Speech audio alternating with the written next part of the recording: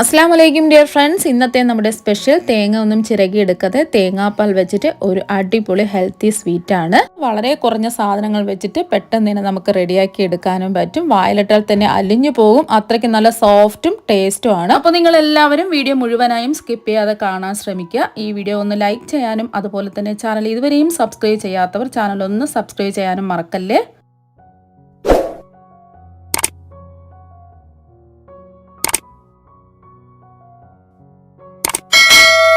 ഇനി ഈ സ്വീറ്റ് തയ്യാറാക്കാൻ വേണ്ടിയിട്ട് ആദ്യം വേണ്ടത് നമുക്ക് തേങ്ങയാണ്. ഇപ്പോൾ ഞാൻ 2 ചെറിയ തേങ്ങയാണ് എടുത്തിട്ടുള്ളത്. വലിയ തേങ്ങയൊക്കെ ആണെന്നുണ്ടെങ്കിൽ ഒരെണ്ണം എടുത്താൽ മതി. വെള്ളം തിളച്ചതിന് ശേഷം ഫ്ലെയിം ഒന്ന് മീഡിയം ഫ്ലെയിം വെച്ച് കൊടുക്കുക. ഇനി ഇത് മൂടിക്കെടുത്ത് ഒന്ന് ആവിയേറ്റിയെടുക്കാം. ഇപ്പോൾ ഒരു 7 മിനിറ്റ് ആയിട്ടുണ്ട്. ഇനി നമുക്ക് തുറന്ന് നോക്കാം. ഇപ്പോൾ കണ്ടില്ലേ, തേങ്ങാ മുറിയിലെല്ലാം ആവി കയറിയിട്ടുണ്ട്. അപ്പോൾ നമ്മൾ ആവി കയറ്റി എടുത്തത് കൊണ്ട് തേങ്ങ വെന്ത് പോവുകയോ തേങ്ങയുടെ ടേസ്റ്റിന് വ്യത്യാസം വരികയോ അങ്ങനെയൊന്നും വന്നിട്ടില്ല. നമ്മൾ സാധാരണ ഉപയോഗിക്കുന്ന പച്ച തേങ്ങയുടെ അതേ ടേസ്റ്റ് തന്നെയാണ് ഈ തേങ്ങയ്ക്കും ഉള്ളത്. കുറച്ച് വലിപ്പമുള്ള ഇഡ്ഡലി ചെമ്പൊക്കെ ആണെന്നുണ്ടെങ്കിൽ കുറച്ച് കൂടുതൽ തേങ്ങ ഇതുപോലെ ആവി കയറ്റി എടുക്കാൻ പറ്റും. ആവി കയറ്റി എടുക്കുമ്പോൾ പ്രത്യേകം ശ്രദ്ധിക്കേണ്ടത് തേങ്ങാ മുറി ആവി കയറ്റുന്ന സമയത്ത് കമഴ്ത്തി വെക്കരുത്. എന്നാൽ പിന്നെ ആവി കയറ്റി കഴിഞ്ഞാൽ ഈ തേങ്ങയിൽ നിന്നും ആവി ഇറങ്ങി തേങ്ങയുടെ താഴ്ഭാഗം ഒരു ബ്രൗൺ കളറാകും.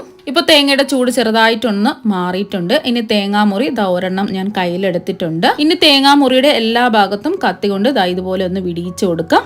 ഇതുപോലെ കത്തി വെച്ച് ഒന്ന് വിടിയിച്ച് കൊടുക്കുമ്പോൾ തന്നെ തേങ്ങാമുറി ഇളകി വരുന്നത് കാണാൻ പറ്റും. എന്ത് ഈസി ആയിട്ടാണ് നമ്മൾ തേങ്ങാമുറി ഇതുപോലെ വിടിയിച്ചെടുത്തിട്ടുള്ളത്. ഇപ്പോൾ കണ്ടില്ലേ, എല്ലാ തേങ്ങാമുറിയും ചിരട്ടയിൽ നിന്ന് ഈസി ആയിട്ട് ഇതുപോലെ ഇളക്കി എടുത്തിട്ടുണ്ട്. ഇപ്പോൾ ഞാൻ ഈ റെസിപ്പിക്ക് വേണ്ടിയിട്ട് തേങ്ങയുടെ ബ്രൗൺ ഭാഗമൊക്കെ ഒന്ന് കളഞ്ഞിട്ടാണ് എടുക്കുന്നത്. അപ്പോൾ നമ്മുടെ വീട്ടു ആവശ്യത്തിനൊക്കെ ആണെന്നുണ്ടെങ്കിൽ ബ്രൗൺ ഭാഗം ഒന്നും കളയേണ്ട ആവശ്യമില്ല. ഇനി നമ്മൾ ഇളക്കിയെടുത്ത തേങ്ങ ചെറിയ പീസുകളായിട്ട് ഒന്ന് കട്ട് ചെയ്തെടുക്കാം. ഇപ്പോൾ ചെറിയ ചെറിയ പീസുകളായിട്ട് ഇതെല്ലാം ഒന്ന് കട്ട് ചെയ്തെടുത്തിട്ടുണ്ട്. ഇനി നമ്മൾ കട്ട് ചെയ്തെടുത്ത തേങ്ങ എത്ര കപ്പ് ഉണ്ടെന്ന് ഒന്ന് അളന്ന് നോക്കാം. ഇപ്പോൾ കണ്ടില്ലേ, 2 കപ്പ് കറക്റ്റായിട്ട് കിട്ടിയിട്ടുണ്ട്. അപ്പോൾ നമ്മുടെ റെസിപ്പിക്ക് 2 കപ്പ് തേങ്ങയാണ് ആവശ്യം. ഇനി മിക്സിയുടെ ഒരു ജാർ എടുക്കുക. ഇതിലേക്ക് നമ്മൾ കട്ട് ചെയ്ത് വെച്ചിരിക്കുന്ന തേങ്ങ മുഴുവനും ഇട്ട് കൊടുക്കുക. ഇനി തേങ്ങ ഒന്ന് പൊടിച്ചെടുക്കുക. തേങ്ങ പൊടിച്ചെടുക്കുമ്പോൾ പ്രത്യേകം ശ്രദ്ധിക്കുക, ഒരേ സ്പീഡിലിട്ട് പൊടിക്കാതെ നിർത്തി നിർത്തി വേണം പൊടിച്ചെടുക്കാൻ വേണ്ടിയിട്ട്. അല്ലെങ്കിൽ പൾസ് ചെയ്ത് വേണം പൊടിച്ചെടുക്കാൻ വേണ്ടിയിട്ട്. ഇങ്ങനെ ചെയ്തില്ല എന്നുണ്ടെങ്കിൽ തേങ്ങയിൽ നിന്നും എണ്ണ ഇറങ്ങി വരും. അപ്പോൾ നമുക്ക് കറക്റ്റായിട്ട് കിട്ടില്ല. ഇപ്പോൾ കണ്ടില്ലേ, നമ്മൾ ചിരകിയെടുത്ത തേങ്ങ പോലെ തന്നെയുണ്ട്. എത്ര ഈസി ആയിട്ടാണ് നമുക്ക് ചെയ്തെടുക്കാൻ പറ്റുന്നത്. അപ്പോൾ നിങ്ങൾ ഇങ്ങനെ വെറുതെ ഇരിക്കുന്ന സമയത്ത് കുറേ തേങ്ങ എടുത്തിട്ട് ഇതുപോലെ ചെയ്ത് ഫ്രീസറിൽ കുറേ ദിവസം നമുക്ക് സ്റ്റോർ ചെയ്ത് വെക്കാൻ പറ്റും. അപ്പോൾ നമുക്ക് ആവശ്യമുള്ള സമയത്ത് കുറച്ചായിട്ട് നമുക്ക് ഫ്രീസറിൽ നിന്ന് കുറച്ച് തേങ്ങ എടുത്താൽ മാത്രം മതിയാകും. ഇനി തേങ്ങാപ്പാൽ എടുക്കുന്നതിന് വേണ്ടിയിട്ട് നമ്മൾ പൊടിച്ചെടുത്ത തേങ്ങ ഒന്ന് അടിച്ചെടുക്കാം. ഇതിന് വേണ്ടിയിട്ട് ഇതിലേക്ക് ആവശ്യത്തിന് വെള്ളം ഒഴിച്ചു കൊടുക്കും. ഇപ്പം ഞാൻ 250 ml കപ്പിന് 2 കപ്പ് വെള്ളമാണ് ഒഴിച്ചു കൊടുക്കുന്നത്. ഇനി തേങ്ങ 1 മിനിറ്റ് ഒന്ന് അടിച്ചെടുക്കാം. ഇപ്പോൾ അത് അടിച്ചെടുത്തിട്ടുണ്ട്. ഇപ്പോൾ കണ്ടില്ലേ, ഇതുപോലെ വേണം അടിച്ചെടുക്കാൻ വേണ്ടിയിട്ട്.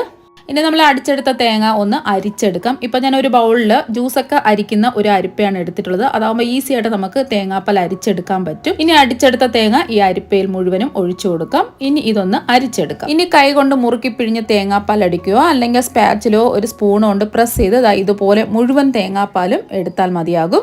ഇപ്പം ഞാൻ മുഴുവൻ തേങ്ങാപ്പാലും എടുത്തിട്ടുണ്ട്. നമ്മൾ ഈ സ്വീറ്റ് തയ്യാറാക്കാൻ വേണ്ടിയിട്ട് 1-ാം പാൽ മാത്രമേ എടുക്കുന്നുള്ളൂ, 2-ാം പാൽ എടുക്കുന്നില്ല. ഇപ്പം നമ്മൾ തേങ്ങാപ്പാൽ അരിച്ചെടുത്തത് നമ്മൾ ജ്യൂസ് അരിക്കുന്ന അരിപ്പയിൽ കൂടിയാണ്. അപ്പോൾ ആ തേങ്ങയുടെ ചെറിയ ചെറിയ കൊത്തുകളൊക്കെ ഉണ്ടാവും. അതൊക്കെ ഒന്ന് പോയി കിട്ടുന്നതിന് വേണ്ടിയിട്ട് ചായ അരിക്കുന്ന ചെറിയ ഹോളുള്ള അരിപ്പയിൽ കൂടി ഒന്നുകൂടി അരിച്ചെടുക്കാം. ഇപ്പോൾ ഒന്ന് അരിച്ചെടുത്തിട്ടുണ്ട്. ഈ കൊത്ത് നമുക്ക് മാറ്റാം. ഇപ്പോൾ കണ്ടില്ലേ, തേങ്ങ ചിരകി എടുക്കാതെ നല്ല ഫ്രഷ് ആയിട്ടുള്ള തേങ്ങാപ്പാൽ കിട്ടിയിട്ടുണ്ട്. ഇപ്പം നമ്മൾ 1-ാം പാൽ മാത്രമേ എടുത്തിട്ടുള്ളൂ, 2-ാം പാൽ എടുക്കുന്നില്ല. അതുകൊണ്ട് തന്നെ ഈ തേങ്ങാക്കൊത്ത് നമ്മൾ വീട്ടിലുണ്ടാക്കുന്ന കറിയുടെ കൂടെയോ അല്ലെങ്കിൽ പലഹാരങ്ങളുടെ കൂടെയോ ഉപയോഗിക്കാൻ പറ്റും. അതുകൂടാതെ തന്നെ ഇത് പിഴിഞ്ഞെടുത്ത ഈ തേങ്ങ ലോ ടു മീഡിയം ഫ്ലെയിമിലിട്ട് തേങ്ങയുടെ കളർ മാറാതെ വറുത്തെടുത്ത് ഡെസിക്കേറ്റഡ് കോക്കനട്ട് ആയിട്ട് നമുക്ക് ഉപയോഗിക്കാം. ഇനി ഈ തേങ്ങാപ്പാലിൽ നിന്നും 1/2 കപ്പ് തേങ്ങാപ്പാൽ എടുത്ത് മാറ്റാം.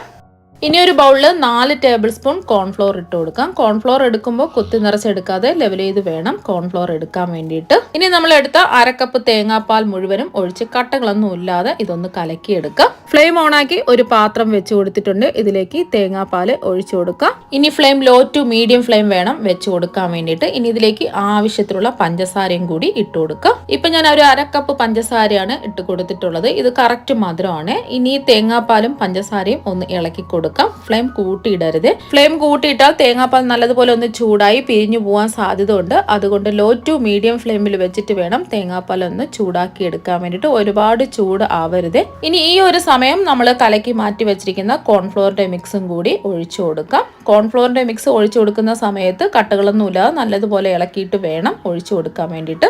ഇപ്പോൾ കോൺഫ്ലോറിന്റെ മിക്സ് മുഴുവനും ദാ ഒഴിച്ചു കൊടുത്തിട്ടുണ്ട്. കോൺഫ്ലോർ ആയതുകൊണ്ട് കൈവിടാതെ ഇളക്കി കൊടുത്തോണ്ടേയിരിക്കണം. ഇപ്പൊ കണ്ടില്ലേ ചെറിയ ചെറിയ കട്ടകൾ പോലെ കോൺഫ്ലോർ കിടക്കുന്നത്. അപ്പൊ കോൺഫ്ലോർ നല്ലതുപോലെ ഒന്ന് ചൂടായി വരുന്തോറും കട്ടകളെല്ലാം ഒന്ന് ഉടഞ്ഞ് നല്ല സ്മൂത്തായി കിട്ടും. കോൺഫ്ലോർ ആയതുകൊണ്ട് പെട്ടെന്ന് തന്നെ ഇത് കുറുകി കിട്ടും. ഒരുപാട് സമയത്തിന്റെ ഒന്നും തന്നെ ആവശ്യമില്ല. ഇതുപോലെ കോൺഫ്ലോർ കുറുകി വരുന്ന ആ ഒരു സമയത്ത് ഫ്ലെയിം ലോ ടു മീഡിയത്തിൽ നിന്ന് ലോ ഫ്ലെയിം ആക്കി കൊടുക്കുക. ഇനി നന്നായിട്ട് കൈവിടാതെ ഒന്ന് ഇളക്കി കൊടുത്തോണ്ടേയിരിക്കുക. ഇപ്പൊ തേങ്ങാപ്പാലും കോൺഫ്ലോർ എല്ലാം ദാ ഒന്ന് കുറുകി വന്നിട്ടുണ്ട്. ഈ ഒരു സമയം ഫ്ലേവറിന് വേണ്ടിയിട്ട് ഏലക്കാപ്പൊടിയോ വാനില എസൻസോ ചേർത്ത് കൊടുക്കാം. ഞാനിപ്പോൾ 1/4 ടീസ്പൂൺ വാനില എസൻസ് ആണ് ചേർത്ത് കൊടുക്കുന്നത്. ഇനി ലോ ഫ്ലെയിമിലിട്ട് ഒരു 2 മിനിറ്റും കൂടി ഒന്ന് ഇളക്കി കൊടുക്കാം. ആ കോൺഫ്ലവറിന്റെ ആ ഒരു ചുവയൊക്കെ ഒന്ന് മാറി കിട്ടുന്നതിന് വേണ്ടിയിട്ടാണ് ഒരു 2 മിനിറ്റും കൂടി ഒന്ന് ഇളക്കി കൊടുക്കുന്നത്. ഇപ്പോൾ ഒരു 2 മിനിറ്റ് ആയിട്ടുണ്ട്. ഇപ്പോൾ കണ്ടില്ലേ നല്ലോണം കുറുകി നല്ല സ്മൂത്ത് ആയിട്ട് ഇതാക്കി കിട്ടിയിട്ടുണ്ട്. ഇനി ഫ്ലെയിം ഓഫ് ആക്കാം. ഇനി ഇത് സെറ്റ് ചെയ്തെടുക്കാൻ വേണ്ടിയിട്ട് ഒരു ബൗളിൽ കുറച്ച് ഓയിലോ നെയ്യോ ഒന്ന് ബ്രഷ് ചെയ്ത് കൊടുക്കാം. പെട്ടെന്ന് ഇളകി കിട്ടാൻ വേണ്ടിയിട്ടാണ് ഓയിലോ നെയ്യോ ഒന്ന് ബ്രഷ് ചെയ്ത് കൊടുക്കുന്നത്. ഇപ്പം ഞാൻ നെയ്യാണ് ബ്രഷ് ചെയ്ത് കൊടുത്തിട്ടുള്ളത്. ഇനി നമ്മൾ നെയ്യ് ബ്രഷ് ചെയ്ത ബൗളിൽ കോൺഫ്ലോറിൻ്റെയും തേങ്ങാപ്പാലിൻ്റെയും മിക്സ് ഒഴിച്ചു കൊടുക്കാം. ഇപ്പോൾ ബൗൾ ഫുള്ളായിട്ടും ഒഴിച്ചു കൊടുത്തിട്ടുണ്ട്.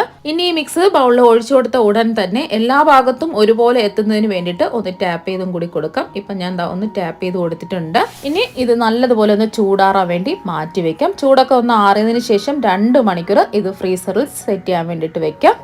ഇപ്പൊ 2 മണിക്കൂർ കഴിഞ്ഞ് ഫ്രീസറിൽ നിന്ന് എടുത്തിട്ടുണ്ട്. ഇപ്പൊ കണ്ടില്ലേ നല്ല സെറ്റ് ആയിട്ട് ഇരിപ്പുണ്ട്. ഇനി പെട്ടെന്ന് ഇളകി കിട്ടാൻ വേണ്ടിയിട്ട് ഇതിന്റെ സൈഡൊക്കെ കൈവച്ച് പതിയെ ഒന്ന് വിടിയിച്ചു കൊടുക്കാം. ഇനി ഇത് ഒരു പാത്രത്തിലേക്ക് ഡീമോൾഡ് ചെയ്യാം. ഇടുമ്പോ തന്നെ വീഴുന്നത് കാണാൻ പറ്റുന്നുണ്ടല്ലോ. ഇപ്പൊ കണ്ടില്ലേ നല്ല ജെല്ല് പോലെ ഇരിപ്പുണ്ട്.